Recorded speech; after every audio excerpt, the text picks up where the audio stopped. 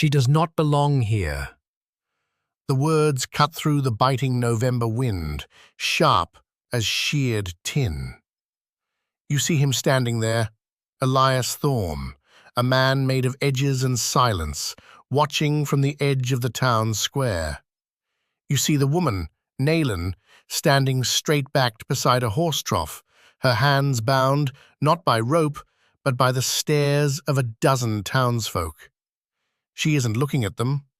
She's looking at the mountains, the only thing in this place that doesn't judge. You think you know this story, a story of shame and rescue. But what you're seeing isn't the end of her dignity. It's the beginning of his. You're about to watch a man who had walled himself into a life of grief find the one person who could show him how to tear it down. So stay. This small, cruel moment is where everything that mattered began. A debt can be a bridge, but it can't be a home. He was about to learn the difference. By the way, wherever in the world you're watching from right now, let me know in the comments. I love seeing how far these stories reach. Okay, where were we? 3 years. He measured the time in winters. 3 winters since Sarah had been laid in the cold ground on the rise behind their cabin. 1,095 days near enough of waking before the sun, of the hard, clean violence of the axe splitting wood, of the lonely ritual of coffee boiled over the hearth. Elias Thorne had come to this high valley with a wife and a dream of 100 head of cattle. Now he had the cattle, give or take, and a silence so deep it had its own sound. A low hum, like a wire pulled too tight. He had not become hard, not in the way men do who turn bitter. He had become careful. Grief had reshaped him, sanding away every unnecessary word, every wasted motion. His life was a set of clean, spare lines. The fence line, the creek bed, the spine of the ridge against the dawn sky. He worked from can't see to can't see, piling exhaustion on top of sorrow until one was indistinguishable from the other.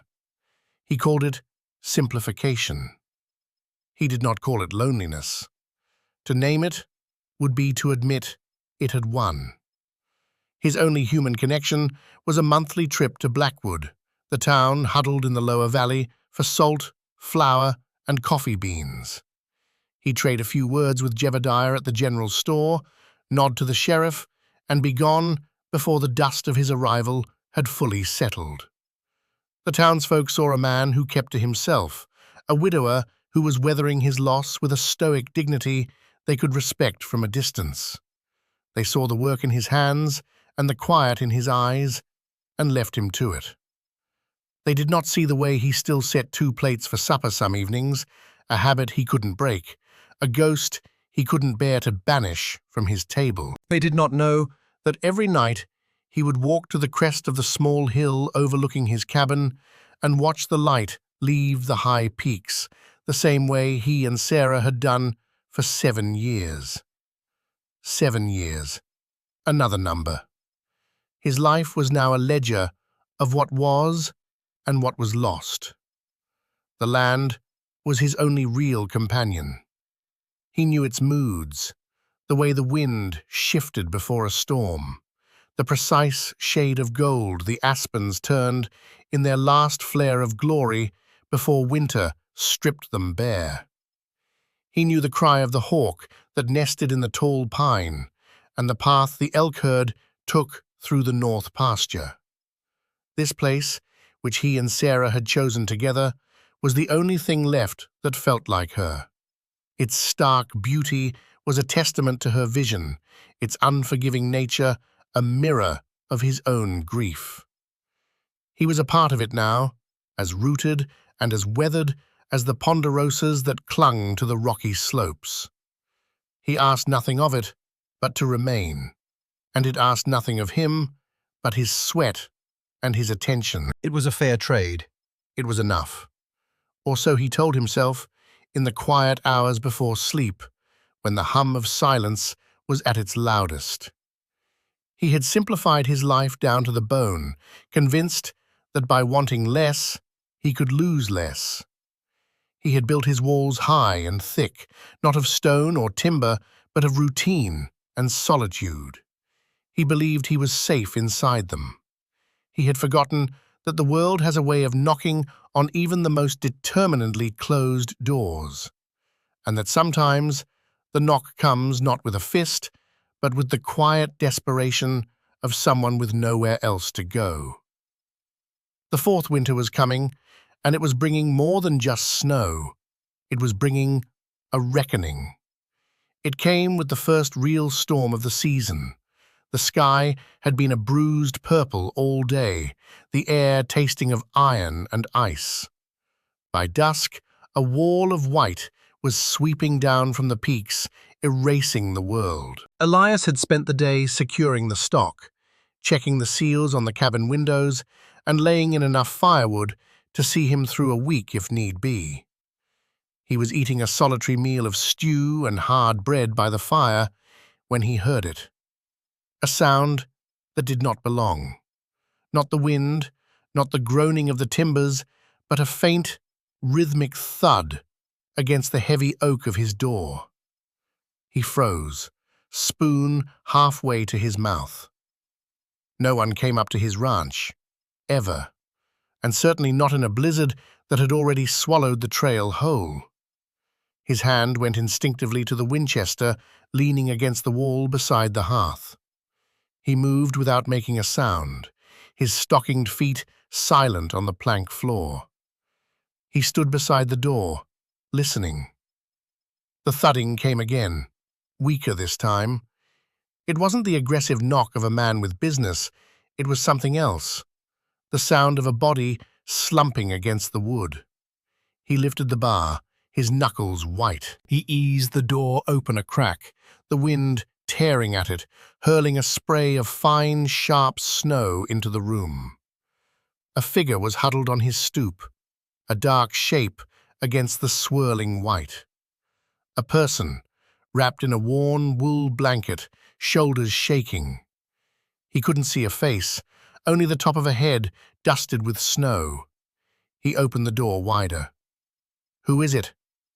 His voice was rough from disuse. The figure stirred, tried to push itself up, and then collapsed forward into the doorway, landing half in and half out of the warm light of the cabin. The blanket fell away from a face. It was a woman, an Apache woman. Her face was gaunt, her lips blue with cold, but her eyes, when they opened and found his, were black and fierce, and held no plea at all, only a kind of exhausted defiance. She was young, maybe 20, maybe less.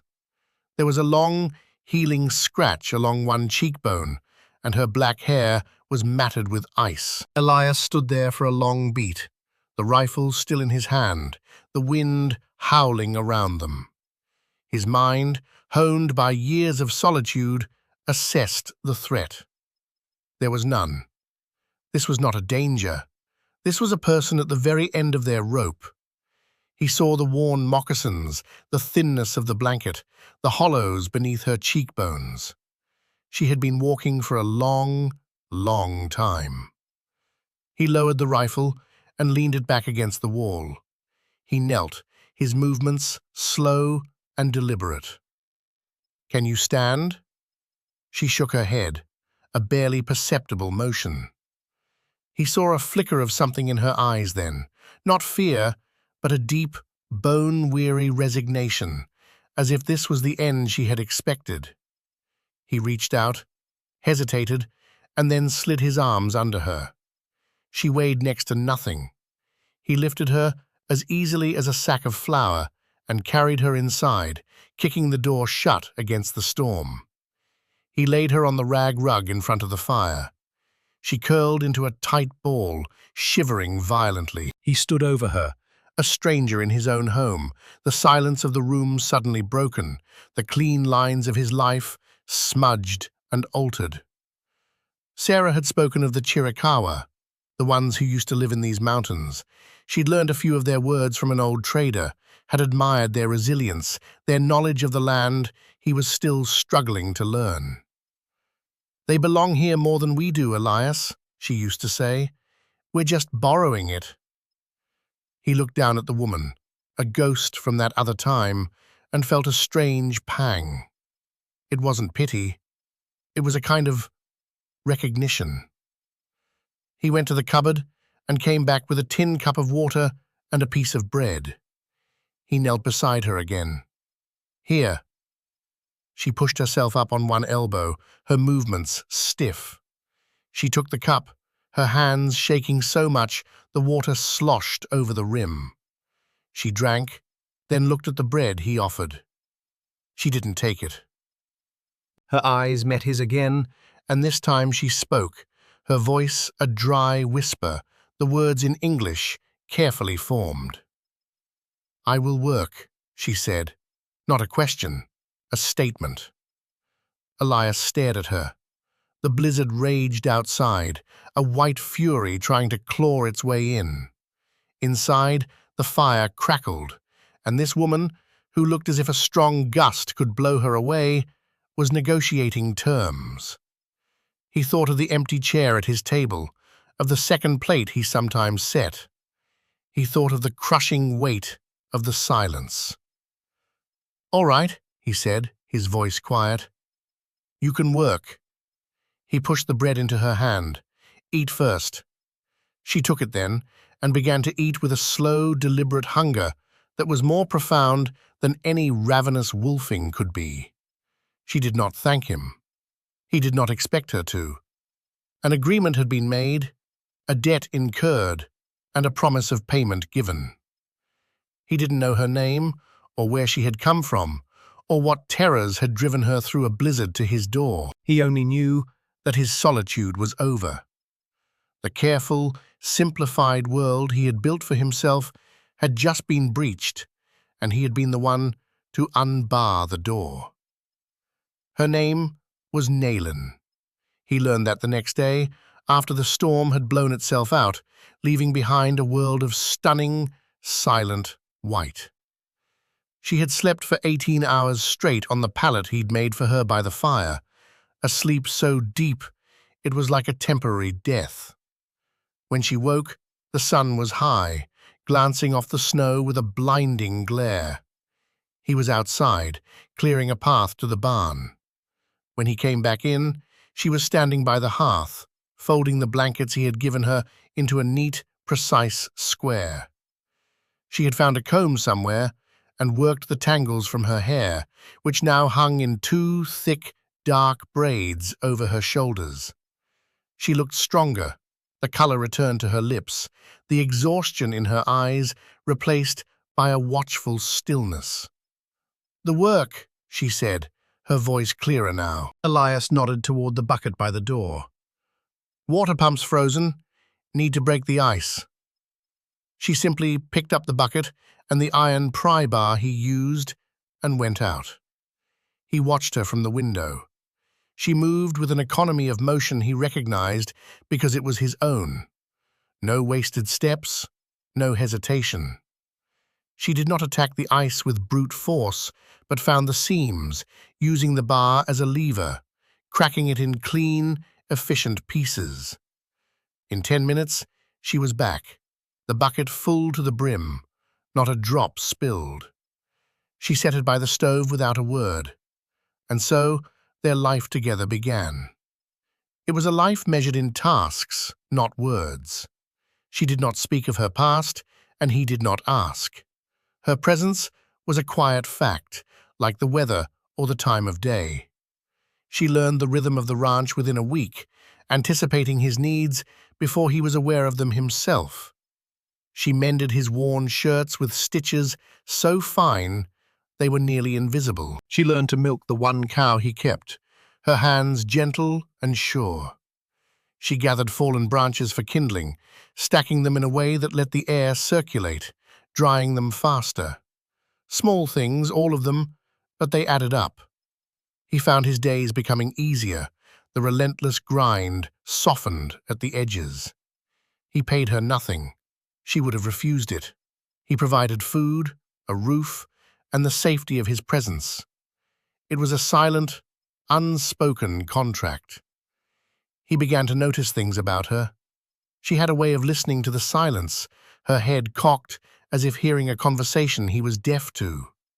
She would walk the perimeter of the property every evening, her eyes scanning the trees, the rocks, the snow-covered ground, reading a story written in a language he didn't know.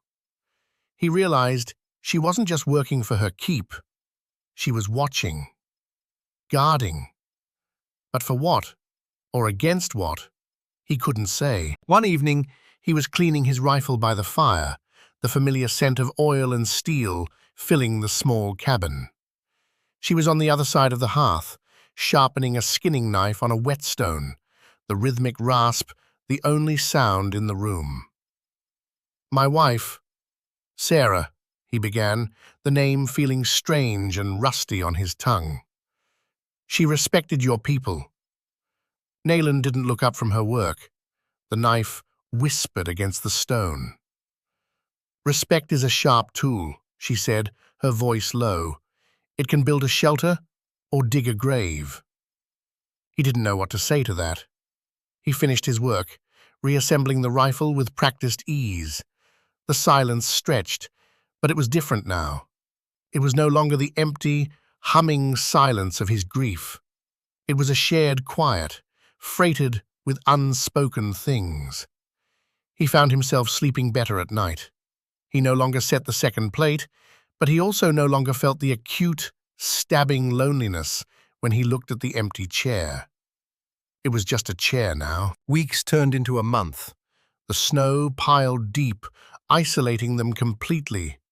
The world shrank to the cabin, the barn, and the paths he shoveled between them. He taught her the English names for things: skillet, harness, ledger. She taught him her words for others: the name for the wind that comes before the snow, the name for the particular blue of the evening sky. He learned that her people called the ridge behind his house the Ridge of Sleeping Giants. It looked more like sleeping giants than Blackwood Ridge, he had to admit. He discovered she had a second reason for being there, though she never spoke of it. He found her one afternoon near the back of his property, where a series of small springs surfaced even in the deepest cold. She was clearing the snow from around one of them, her hands bare, her face intent. He'd almost forgotten the springs. The cattle didn't use them in winter. "What are you doing?" he asked. She looked up, startled. "The water must be allowed to breathe," she said simply, and went back to her work. He watched her for a moment, then went back to the barn and returned with a shovel. They worked together, clearing the snow from all 5 of the small pools. As they worked, she told him, in spare, clipped sentences, that this was a place her grandmother had spoken of, a place of clean water that never froze, a place of refuge. It was a promise, she said, that she was keeping.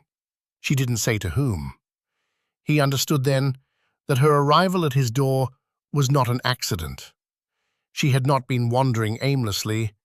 She had been coming here, to this specific piece of land, to his land. And he realized with a jolt that his wife Sarah had known about this place. She had spent hours exploring every inch of their property. She had spoken of a hidden spot, a gift the land gave. He had thought it was just poetry. A debt can be a bridge. He was beginning to understand. Sarah had built a bridge of respect, and this woman, Nayland, had just walked across it, seeking sanctuary. And he, by letting her in, had become the keeper of that sanctuary. It was a responsibility that settled on him not as a weight, but as a purpose, the first real purpose he had felt in 3 long years. The careful, straight lines of his life were becoming a far more complex pattern, a weave of duty and memory, and the quiet presence of the woman who now shared his fire. The world was still small, trapped in winter, but for the first time in a long time, Elias Thorne's life felt like it was expanding rather than shrinking. The quiet rhythm of their days was broken in late January. The cold had been relentless, a deep, biting cold that seemed to freeze the very air in your lungs. Elias needed supplies, and the trail to Blackwood was passable for the first time in a month. He hitched the sled to his sturdiest horse and prepared for the trip. Nayland watched him from the doorway, her arms crossed, a stillness about her that he was beginning to recognize as a sign of unease. "I will be back by nightfall," he said. She just nodded, her eyes on the distant haze that marked the town. The town felt different, or maybe he was different. The stares of the townsfolk seemed more pointed, their greetings more clipped. When he entered Jebediah's general store, the usual knot of men gathered around the pot-bellied stove fell silent. Jebediah, a man Elias had known for 10 years, suddenly couldn't quite meet his eye. He busied himself weighing out flour, his movements jerky. "Heard you got yourself some company, Elias," one of the men at the stove finally said, a man named Henderson who ran the livery. His tone was casual, but his eyes were sharp. Elias set a bag of coffee beans on the counter. "Weather's been rough." It wasn't an answer, and they both knew it. Jebediah finished with the flour and slid it across the counter, his gaze finally flicking up to meet Elias's. There was a warning in them. "Silas Croft is back in town," he said, his voice low, meant only for Elias. "Been asking questions, buying up old paper." Elias felt a cold knot tighten in his gut. Silas Croft. The name was like a bad taste in his mouth. Croft was a land agent from the capital, a man who dealt in deeds and foreclosures, who always seemed to profit from other people's misfortune. He'd been through the valley a few years back, trying to force out some of the smaller homesteaders. Elias's title was clean, bought and paid for. Croft should have no business with him. "He's been at the county clerk's office," Jebediah continued, his voice barely a whisper. "Pulling files. Your father's name came up." Elias's father had been a dreamer, not a businessman. He'd lost more ventures than he'd ever won, and he died with a trail of small debts behind him. But the ranch, this land, had been Sarah's inheritance, clear and free. It had never belonged to his father. "My father has no claim on my land," Elias said, his voice flat and hard. "That ain't what Croft is saying," Jebediah muttered, already turning away, the conversation over. Elias paid for his supplies, his mind racing. He loaded the sled, the cold air doing nothing to cool the anger simmering inside him. He knew men like Croft. They found cracks, legal loopholes, faded signatures on forgotten documents, and they used them like crowbars to pry a man from his life's work. And the presence of an Apache woman on his land, that was a complication Croft would not hesitate to use. He would paint it as illicit, as a violation. He would use the town's prejudice as a weapon against them both. He urged the horse on, pushing for home, the trip back feeling twice as long. The sun was already low in the sky, painting the snow-covered peaks in shades of pink and orange, but the beauty of it was lost on him. He saw only the threat that was now gathering like a storm cloud on the horizon. When he reached the cabin, Nayland was waiting on the porch, a rifle cradled in her arms. Not his Winchester, an older, smaller rifle he hadn't seen before. She must have had it in her pack. She had seen the way he'd ridden in, the urgency in his posture. She knew. He swung down from the horse. "There's trouble," he said, not needing to explain. "I know," she replied, her eyes not on him, but on the trail that led back down to the valley. "I have seen his kind before. They come with paper and smiles, and they leave with the land. They unloaded the supplies in silence.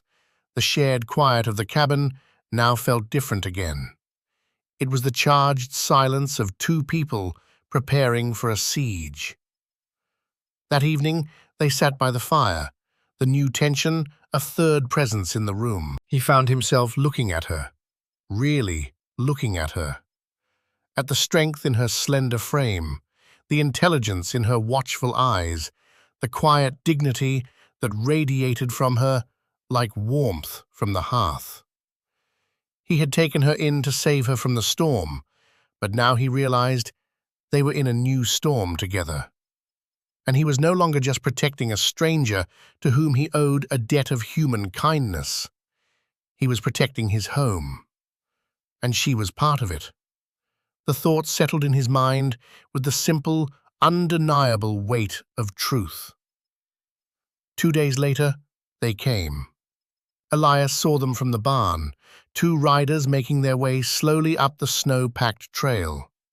He recognized the stout figure of Sheriff Miller, and the taller, leaner man in the city coat beside him could only be Silas Croft. Nayland had seen them too. She came out of the cabin, wiping her hands on an apron, and stood on the porch. She had the old rifle again, held loosely at her side. Elias walked out to meet them, stopping a good 20 paces from the cabin. He planted his feet, his hands empty at his sides, and waited. The riders halted.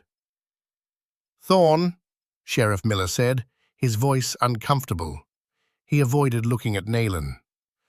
"This is Mr. Croft. He has some business with you." Silas Croft dismounted, his movements smooth and confident. He was a man in his 50s, with a neatly trimmed grey beard and pale, cold eyes that missed nothing. He smiled, a thin, predatory expression that didn't reach his eyes. "Elias Thorne, a pleasure. I'm here about a small matter of an outstanding debt." "I have no debts," Elias said. Croft pulled a folded document from his coat pocket. "According to the county record, your late father, Thomas Thorne, signed a promissory note against the future earnings of his holdings in this valley, a note which I have since acquired. He put up this parcel, Blackwood Ridge as it's called, as collateral." "This land was never my father's," Elias stated, his voice level. "It belonged to my wife's family. The title is in her name, and now mine. Clean." "Ah, a common misunderstanding," Croft said, his tone condescending. "But the document is quite clear. It seems your father anticipated a future inheritance, a bit irregular perhaps, but legally binding. The debt, with interest, now amounts to some $500, a tidy sum." $500. It might as well have been 5,000. Elias had maybe $20 to his name. The value was in the land, the stock. Cash was something he rarely saw. "The document is a fraud," Elias said. Croft's smile tightened. "That would be for a judge to decide. But courts are expensive, Mr. Thorne. Time-consuming. I am prepared to be reasonable. I will forgive the debt entirely in exchange for you vacating the property by the end of the month." He glanced pointedly toward the cabin, toward Nayland. "I understand you have a tenant. It would be best for all involved if you moved on. Find a place where your arrangements are less conspicuous." The threat was clear. He would use Nayland. He would drag her name through the mud, use the town's fear and suspicion to isolate and condemn them. Elias felt a surge of cold fury. He looked past Croft to Sheriff Miller, who was staring fixedly at his horse's ears. Miller was a weak man, a man who followed the path of least resistance. He would follow the man with the most official-looking paper. "You have no claim," Elias said, his voice dangerously quiet. "This is my home." "It is a property with a lien against it," Croft corrected him smoothly. and you are harboring a transient, a vagrant, in the eyes of the law. It complicates your position considerably. He was turning his home into a legal battlefield, and Nayland into a weapon to be used against him. Elias looked from Croft's smug face to Nayland, standing perfectly still on the porch. Her expression was unreadable, but her grip on the old rifle had tightened. She was not afraid. She was ready. And in that moment, seeing her standing there, ready to defend his home as if it were her own, something shifted inside him. The last wall of his careful, solitary world crumbled. He took a slow breath. You can take your fraudulent paper and your threats, and you can ride off my land, Mr. Croft. If you want to talk about this again, you can do it in front of Judge Peterson at the county seat in the spring, when the circuit court is in session. Croft's eyes narrowed. He hadn't expected such a direct refusal. He had expected a poor, grieving rancher to be easily intimidated. He glanced at the sheriff, who shrugged unhappily. Without a writ of eviction from a judge, there was nothing more he could legally do. "As you wish, Mr. Thorne," Croft said, his voice losing its pleasant veneer. "Spring is not so far away, but I assure you by the time the snow melts, you will find yourself with nothing left. Nothing at all." He swung back onto his horse. He and the sheriff turned and rode away, their dark shapes shrinking against the vast white landscape. Elias stood and watched them go, the silence they left behind heavier than any sound. He turned and looked at Nayland. She was still standing on the porch, watching him. Her gaze was steady, her face calm, but he could see the question in her eyes. What now? He walked back to the cabin, his mind a whirlwind. Croft was right about one thing. The situation was complicated. He could fight the fraudulent debt, and he believed he could win. But Croft would use Nayland. He would have her arrested for vagrancy, paint Elias as a man of low morals, turn the entire valley against him. He could send her away, for her own protection, tell her to go, to disappear back into the mountains. But the thought of the cabin falling silent again, of facing this fight alone, was unbearable. It was more than that. The thought of sending her away, back into the dangers that had driven her here, was a betrayal he could not stomach. A debt can be a bridge, but it can't be a home. He had been living on a bridge of grief for 3 years, suspended between the past and a future he didn't want. Nayland had walked across a bridge of memory to find this place. But what were they building here, now, together? It couldn't be another debt, another obligation. It had to be something freely chosen, something solid, a home. He stopped at the bottom of the porch steps and looked up at her. The winter sun was low, casting long blue shadows across the snow. "He will use you against me," Elias said, his voice raw. "He will call you a squatter. He will have the law drag you away from here." Nayland's chin lifted. "I am not afraid of him." "I know," he said, "but I will not let him do it." He took a breath, the cold air stinging his lungs. He had thought through all the angles, all the legal maneuvers, and he had found that they all led back to one simple, impossible solution, a choice that was both a strategy and a truth.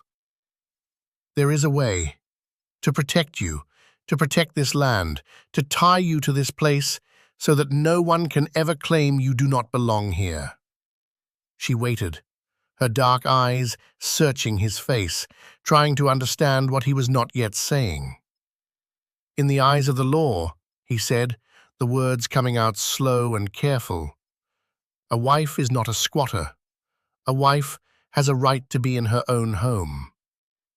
He let the words hang in the frozen air between them. This was not a proposal born of passion or romance.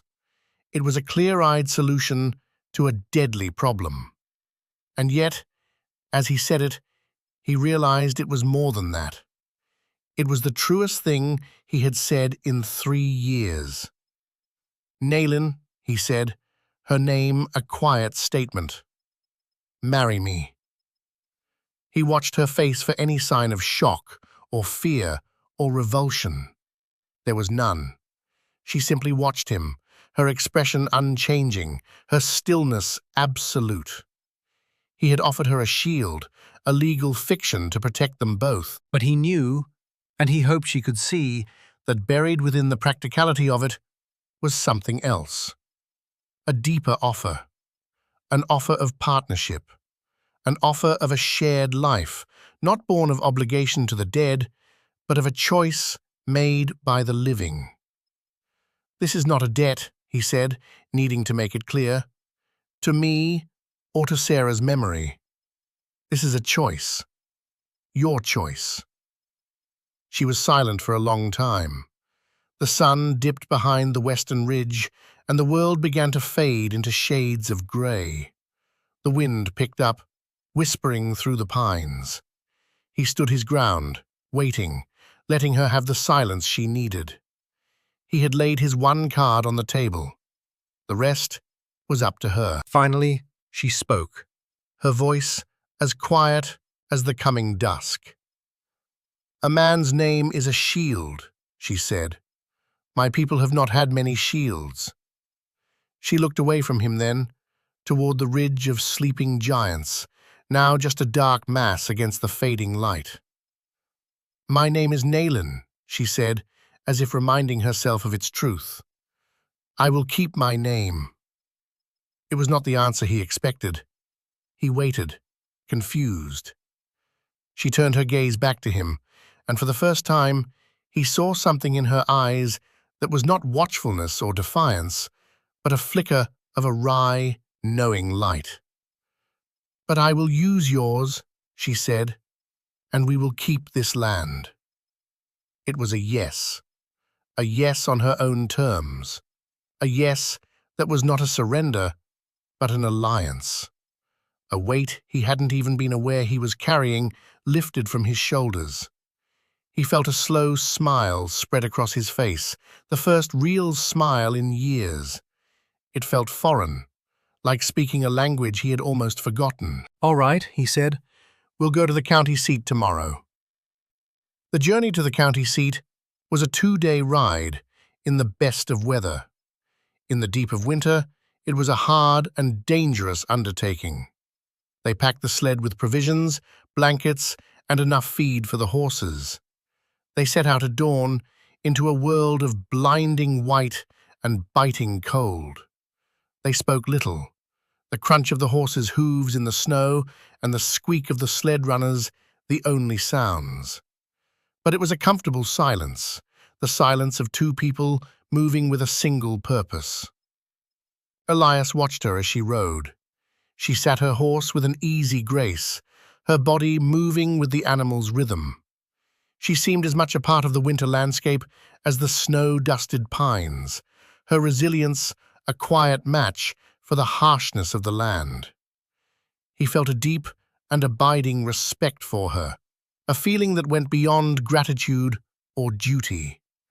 He was choosing this woman not just as a shield, but as a partner, a person whose strength he could rely on, whose quiet wisdom he was beginning to trust more than his own. They spent the night in a hunter's lean-to he knew, a crude shelter of logs and pine boughs. They built a small, hot fire and shared a meal of dried beef and hardtack. The stars came out, a spray of cold diamonds against a black velvet sky. "Are you afraid?" he asked her, the question surprising him as much as it probably did her. She looked into the flames for a long moment before answering. "I was afraid when I was alone," she said. "Now, we are not alone." It was the simplest, most profound statement he had ever heard. It settled the last of his doubts. This was the right thing to do. It was the only thing to do. The county seat was a larger, more permanent town than Blackwood, with a stone courthouse and brick buildings. They drew stares as they rode down the main street, a rough-looking rancher and a silent Apache woman. Elias ignored them. He had one destination. The office of Judge Alastair Peterson. The judge was an old man with eyes that had seen too much to be easily surprised. He had known Elias's wife Sarah and had respected her. He listened without interruption as Elias laid out the situation. Croft, the fraudulent debt, the threat to both his land and to Nayland.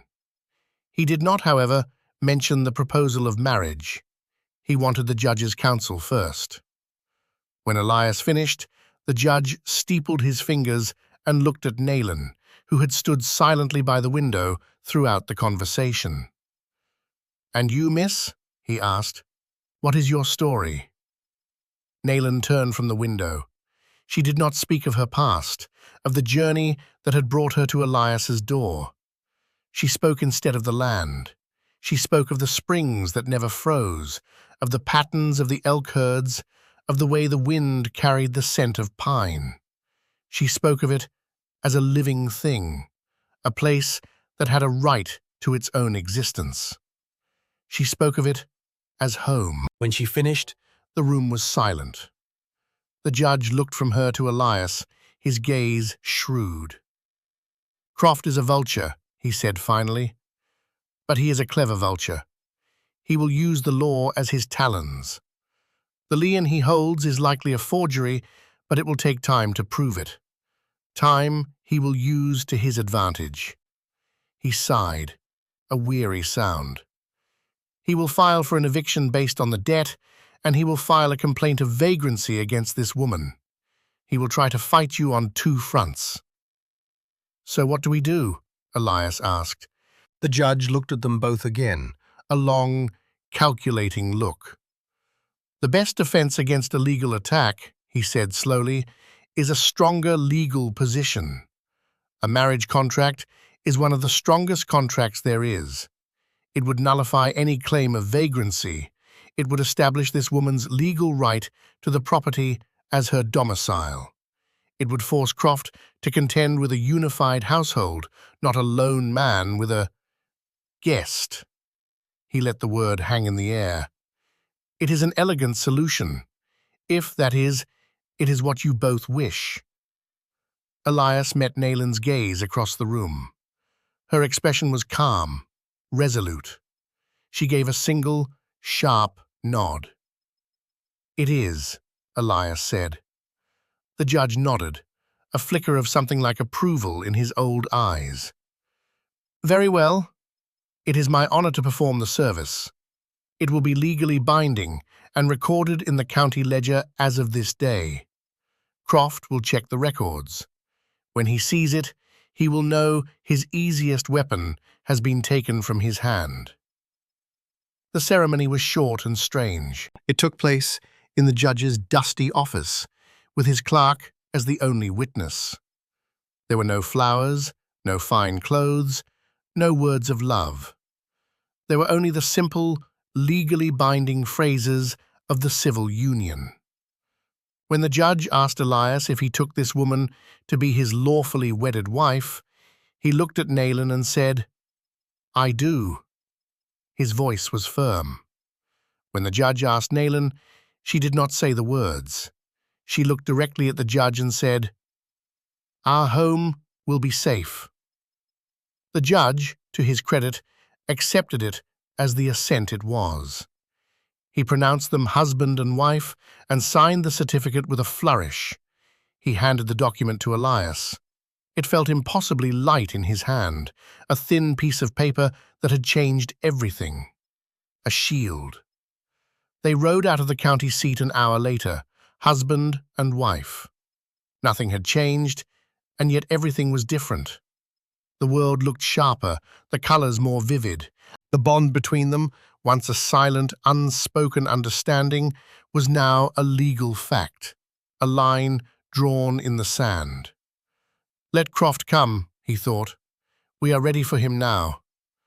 The debt he had felt to Sarah's memory was not gone, but it had been transformed.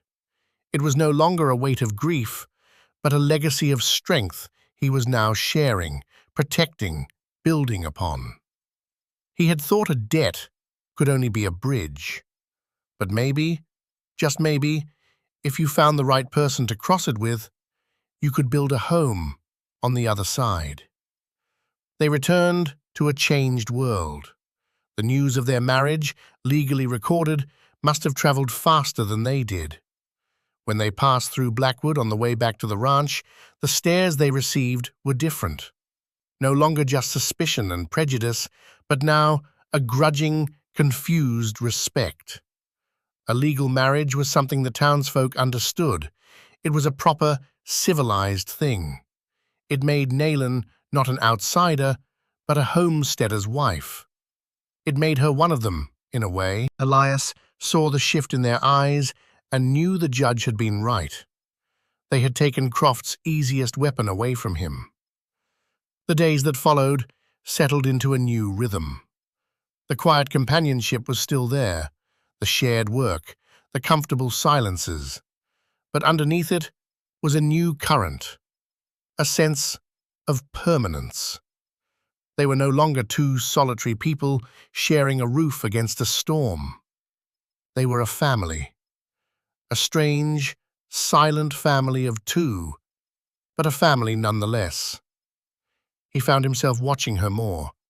He watched the way her hands moved as she ground corn, the way she tilted her head to listen to the wind, the way a small, secret smile would sometimes touch her lips when one of the barn cats did something foolish.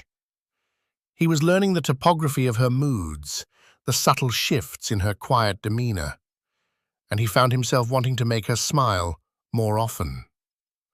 One evening, he came in from the barn to find she had been working on something. On the table were 2 strips of leather, which she was tooling with a small, sharp piece of flint. She was etching a pattern into them, a repeating design of mountains and a winding river. "What is it?" he asked. "For the horses," she said, not looking up. "For their bridles, so they know they belong to this place." He looked at the intricate design. It was the ridge of sleeping giants and the creek that ran through his valley. She was marking their animals with the story of their land, her land, our land. The thought came, simple and clear. Our land. The final confrontation came a week later. Croft arrived not with the sheriff this time, but with 3 hired men, rough-looking characters with guns on their hips. They rode into his yard as if they owned it, their horses churning up the snow. Elias had been expecting them.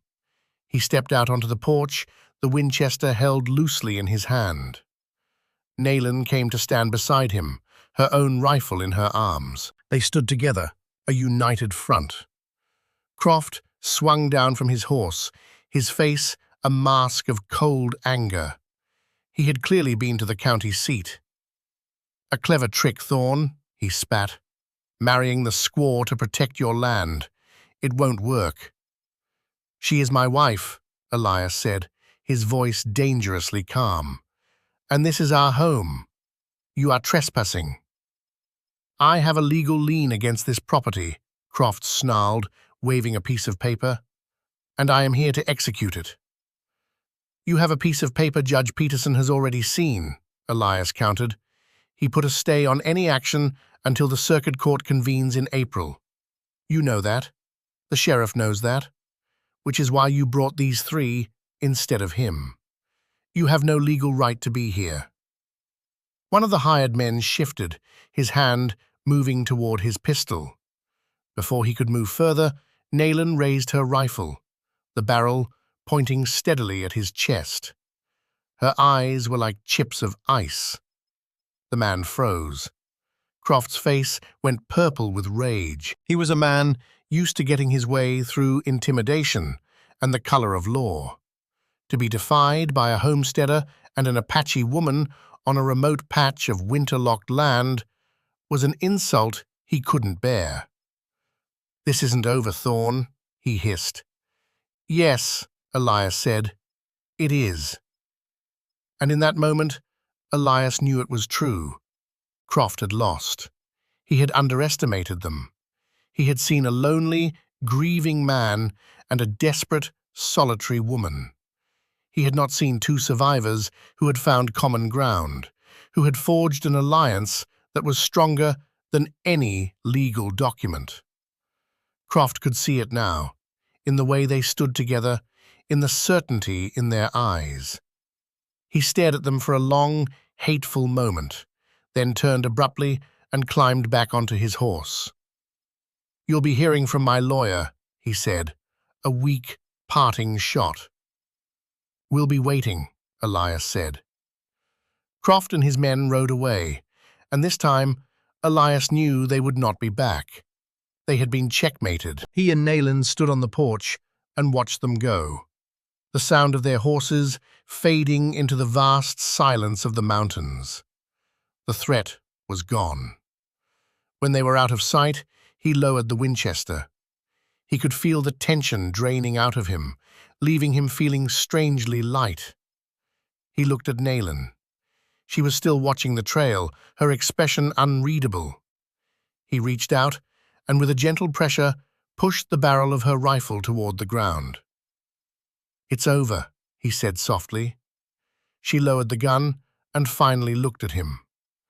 There was a profound weariness in her eyes, the weariness of a lifetime of fighting. But there was something else, too. A quiet relief, a sense of safety, hard-won and precious. Without a word, she turned and went back inside the cabin. He followed her. The air inside was warm, smelling of wood smoke and coffee. It smelled like home. His gaze fell on the two strips of leather on the table, the story of their land carved into them. Things that go together belong together. Sarah had said that once, about a pair of matched horses. He thought of himself and Nayland, two solitary people from different worlds, brought together by loss and circumstance. They did not seem to go together at all, and yet they did. Spring arrived slowly, then all at once. The snow receded, the creek swelled with meltwater, and the first green shoots of grass appeared on the sunny slopes. The world came alive again, and with it, the ranch. There was ploughing to be done, fences to be mended, calves to be born. The work was hard, but it was a different kind of work now. It was the work of building, not just maintaining. He and Nayland worked side by side, from dawn till dusk. They fell into an easy rhythm, a partnership that needed few words. He learned to trust her instincts about the weather, about the animals.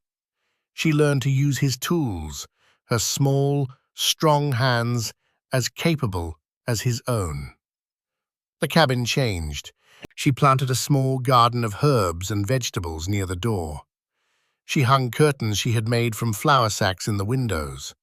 Small touches that transformed the rough shelter into a real home.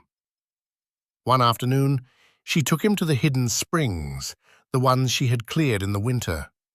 The snow was gone, and the ground around them was lush and green, a small, secret oasis. Wildflowers grew in thick clusters. "My grandmother called this place the Heart's Breath," she said quietly.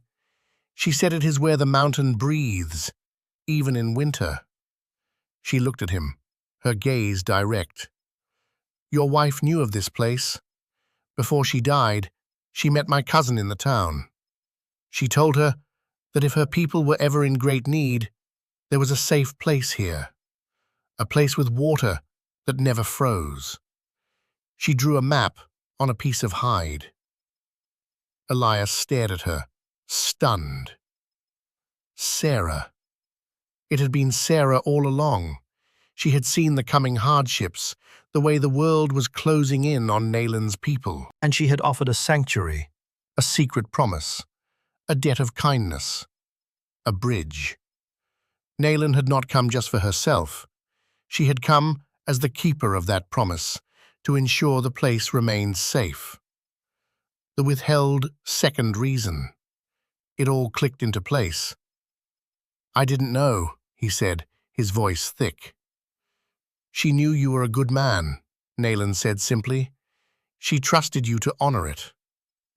He looked around at the small, beautiful glade, at the clear water bubbling up from the earth.